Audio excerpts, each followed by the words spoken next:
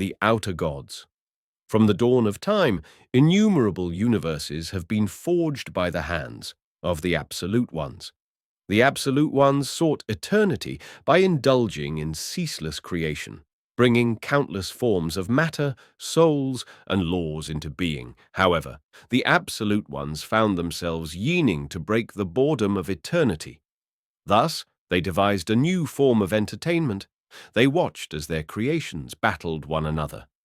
The Absolute Ones found great amusement in watching their creations engage in such destructive behavior. Their creations were condemned to a vicious cycle. They gave their lives to fight an unending war, only to be reborn to meet the same fate. And then, something happened. While enjoying the unending war, an Absolute One was slain by one of its own creations. Upon learning of this, the Absolute Ones from across all realms gathered to observe the world that had lost its master. One of their own kind had been slain, by the hand of their very own creation, no less. The irony was lost on the remaining Absolute Ones, who were united by single conviction. The power that has lost its master shall belong to whoever is first to seize it. Our story begins on a peaceful day. Our protagonist, Suho, announces that he got accepted into the University of Arts in Korea. One of them asked how he managed to get in, while another sat there visibly depressed. But Suho couldn't stop smiling. He was teasing them playfully, clearly overjoyed at the thought of finally escaping this hellish place. Just then, someone interrupted their conversation and congratulated Suho. But this wasn't just anyone. It was an old rival from Suho's past. Suho accidentally mispronounced his name, which instantly made him furious. From there, Lee began picking on Suho for no reason. No one in the class liked Lee, but thanks to Suho's presence, Lee couldn't act out as he usually did. As expected, Lee tried to attack Suho like he always does, but this time, Suho responded without holding back. However, before Suho could land a hit, he noticed something strange. Lee was resisting his attacks, effortlessly. Then suddenly, Lee punched back with everything he had. Suho barely dodged the strike. To everyone's shock, Lee shattered an iron locker like it was nothing. Even Lee himself couldn't believe what he had just done. The entire classroom froze, sweating in fear, unable to process what they had just witnessed. Even Suho was stunned. And with that terrifying moment, the scene shifts, 3 years into the future. In the past 3 years, everything has changed. Suho is now studying at the University of Arts in Korea. But this world, it's no longer the same. Dungeons, magical beasts, and hunters, they've all returned. Right now, there's a D-rank dungeon near Suho's university. But no one panics anymore.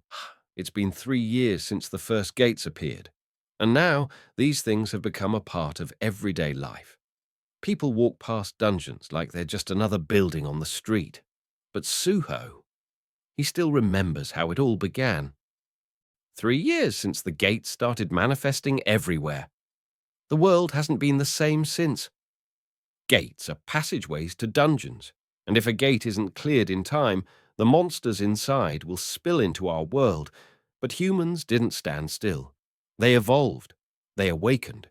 We began to see people who could wield magic, the rise of the awakened beings.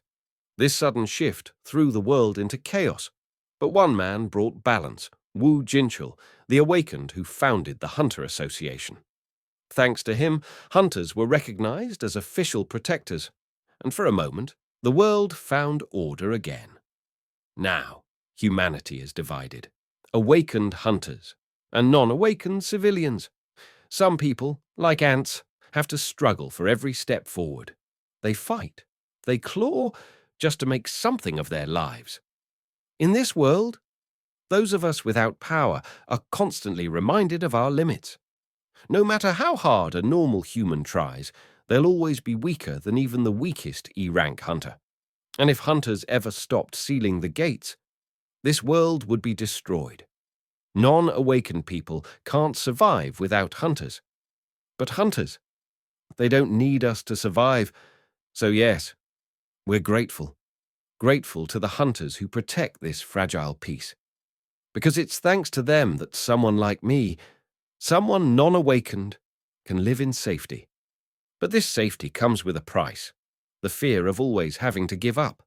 My missing parents, my independence, those days when I truly believed I could do anything, they're all gone. And in their place, there's only silence, a deep, aching powerlessness. Mom used to say I reminded her of Dad. I wonder, how would he have dealt with a world like this? While Suho was lost in thought, someone approached him from behind. "Hey, what are you drawing?"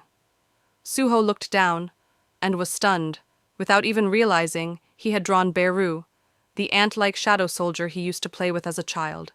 His hand had moved on its own, guided by a memory buried deep in his soul. Meanwhile, the hunters who had entered the nearby D-rank dungeon were returning to the surface. They had successfully cleared the dungeon, but something was off.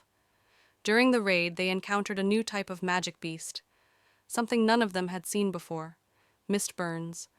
One of the hunters had been scratched by one of these creatures.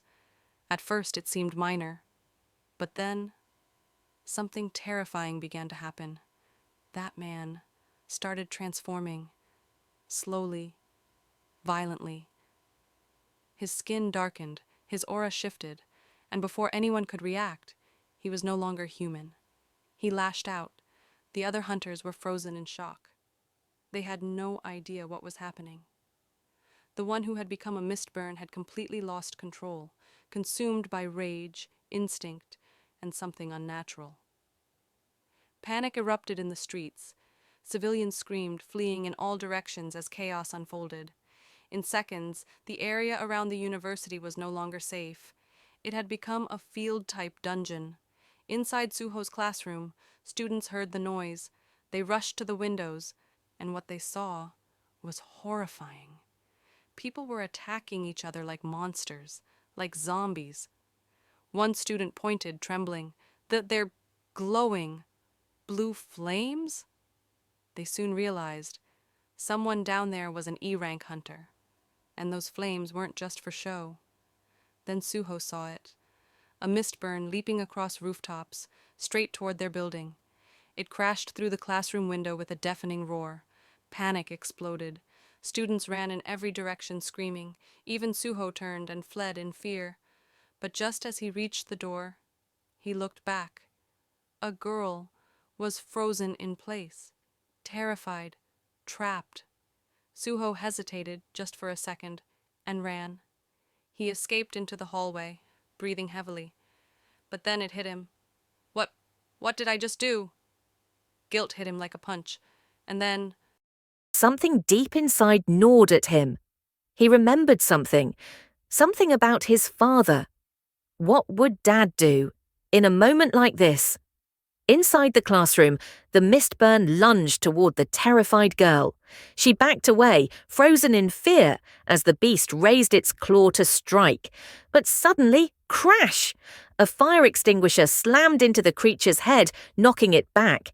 It was Suho. He had returned, with fear still in his eyes, but purpose burning in his chest.